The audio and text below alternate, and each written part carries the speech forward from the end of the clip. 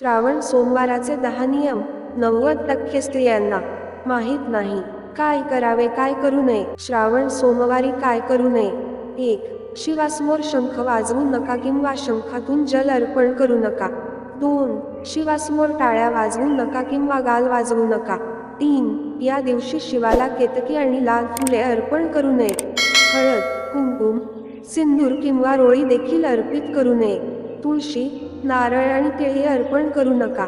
4. या दिवशी कोणत्याही प्रकारचे मादक पदार्थ घेऊ नका. केस किंवा नखे कापू नका आणि शरीराला तेल लावू नका. 5. कोणाचाही अपमान करू नका, विशेषतः देव, पालक, शिक्षक, जोडीदार, मित्र आणि पाहुणे. कोणत्याही जीवाला इजा होऊ नये याची काळजी घ्यावी. श्रावणात काय करावे. 1. या दिवशी उपवास ठेवावा आणि एकच वेळी जेवण ग्रहण करावे. दिवसभर उपवास ठेवून फक्त एकदाच मीठ मुक्त अन्न खावे. उपवासाच्या वेळी फळांचे सेवन करता येतं.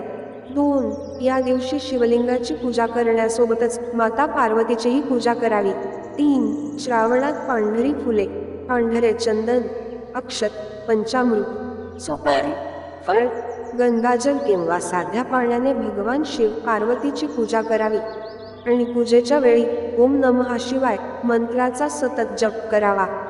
4. या दिवशी शिवाचे मंत्र, चालीसा, आरती, स्तुती, कथा इत्यादींचे अधिकाधिक पठण किंवा श्रवण करावे.